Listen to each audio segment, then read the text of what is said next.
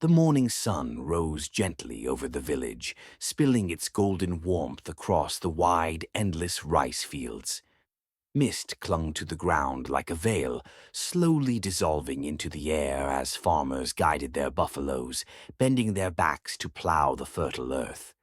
Their sweat fell like rain upon the soil, each droplet a promise of grain to come.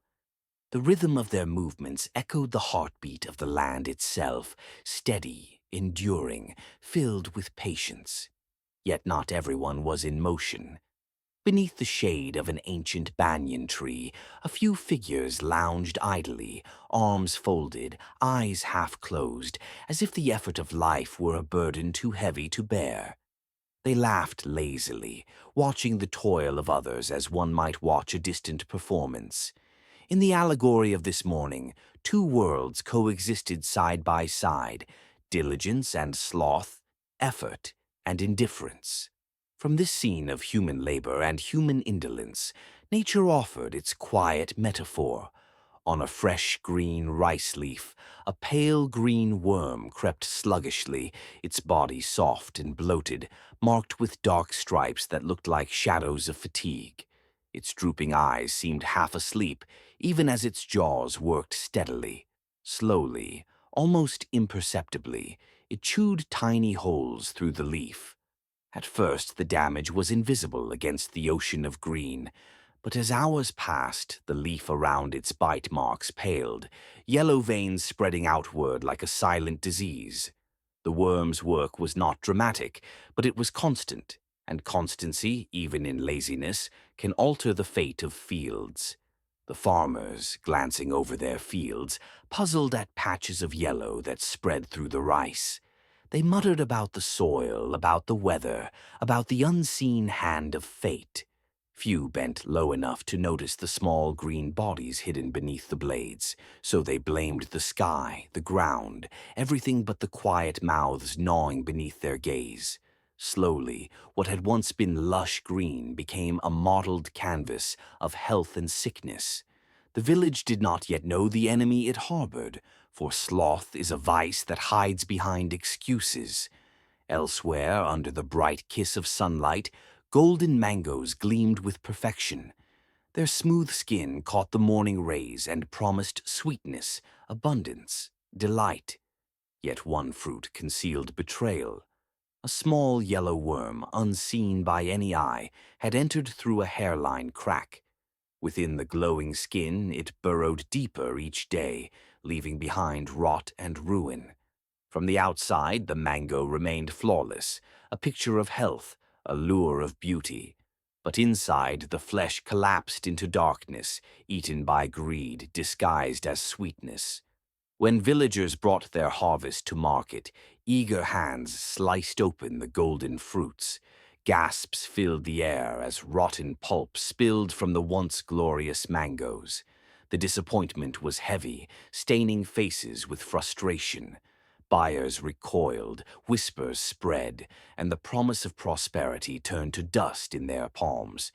The yellow worm had left no visible mark upon the skin, only devastation within, and greed had revealed itself through rot. The fields of chili peppers glowed like fire under the sun, rows upon rows of scarlet fruit, promising both spice and livelihood. Yet there, too, a destroyer moved. A red worm, fierce and sharp, bit into the fiery flesh. Its jaws tore ruthlessly, its path marked by shriveled skins and fallen peppers. Unlike the slow green worm or the hidden yellow one, the red worm left scars as clear as wounds. The ground became littered with ruined fruit, once brilliant, now husks of wasted effort. Cruelty, unlike laziness or greed, did not mask itself. It thrived in open destruction, reveling in its violence. Farmers stood in the ruined fields, peppers broken in their hands. Their faces carried sorrow, frustration, and a shadow of helplessness. Children watched silently, their young eyes wide with incomprehension. The promise of harvest had turned into a vision of loss. What words could explain to them that labor does not always protect against hidden enemies? That cruelty, greed, and laziness often walk unseen until their damage is irreversible? Night fell. Beneath the pale light of the moon, three figures gathered. They were not men nor spirits, but worms, the green, the yellow, the red. In the darkness they laughed, their voices like rustling leaves, their joy rooted in destruction. They boasted of their deeds, celebrating each yellowing leaf, each rotting mango, each scarred chili. Their shadows stretched long and grotesque across the soil, turning the gentle moonlight into a theater of menace. Evil, though small, can cast shadows vast enough to cover the whole land. The red worm laughed the loudest, shaking its small body in wild delight. It showed the scars of ruined chilies like a warrior displaying trophies. The others applauded with sinister glee, often concealed loss.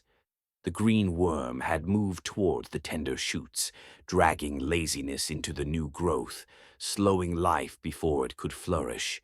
The yellow worm lingered among the budding fruits, its presence a warning that greed seeks to hollow even the youngest of promises. The red worm struck at tender stems with ruthless precision, reminding all that cruelty leaves permanent scars on fragile beginnings.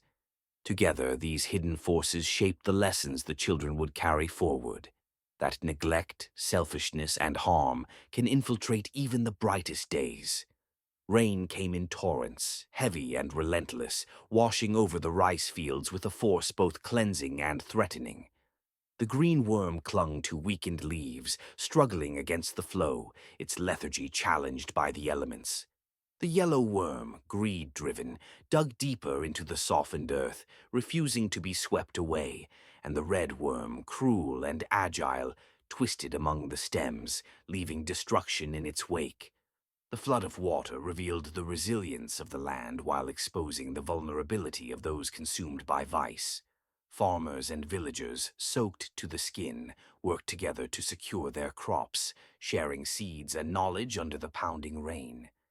Even in the shadow of corruption, community action shone like light through storm clouds, demonstrating that vigilance and cooperation could counteract the insidious work of hidden vices. With renewed understanding, villagers began to recognize that the worms were not mere creatures, but embodiments of human flaws. Lanterns lit their way as they walked the fields at night, pointing and tracking the tiny invaders. The green worm, sluggish and fading, reflected the consequences of idleness that sapped productivity. The yellow worm, captured and removed, symbolized the dangers of unchecked greed. The red worm, struggling under the torch's heat, represented the eventual exposure of cruelty. In confronting these pests, the villagers faced not only external threats, but the internal impulses they mirrored, learning that awareness and action could restore balance. Hope gradually returned to the village. Lush green shoots replaced the wilted rice, mango trees regained their golden bounty, and pepper plants flourished with fiery vitality. Children learned to observe, to cultivate, and to understand the hidden dangers that vice could bring. Yet the worms were not entirely gone. Shadows still lingered, a subtle reminder that laziness, greed, and cruelty wait for opportunity to return. The old wise man stood near the fields, warning villagers that vigilance must be eternal, for human flaws are never fully eradicated. They are only managed with care and attention. To memorialize their lesson, villagers erected a stone monument in the center of the fields. Carved into its surface were three colors: green for laziness, yellow for greed, and red for cruelty. Families gathered there, bowing in reflection, children studying diligently at its base, absorbing lessons of morality, effort, and compassion. The monument stood as a testament to the interconnectedness of human behavior and the natural world, reminding generations that care, diligence, and virtue are as vital as rain and soil. As days passed, the village transformed. Hard-working villagers thrived, their labor yielding plentiful crops and abundant fruit. Those who had been lazy, greedy, or cruel found themselves isolated, their influence diminished. their failures evident. The worm's presence became a legend, a metaphorical warning etched into the minds of all. Life returned to a rhythm of balance, where effort and kindness nurtured the land, and vice, when confronted, could be restrained. Under the full moon, the rice fields shimmered silver, mangoes perfumed the night air with sweetness, and villagers sang songs of gratitude and joy. The lessons of the worms, green, yellow, and red, echoed through the harmony of the community, a symbolic testament to the trials endured and the wisdom gained. Nature and morality intertwined, revealing that prosperity depends not solely on soil or weather, but on the ethical stewardship of the land and each other. Finally, as the night reached its deepest hour, words appeared in the sky, glowing against the dark canvas. Green worm is laziness, yellow worm is greed, red worm is cruelty. As the worm, so the crop, as the vice, so the man.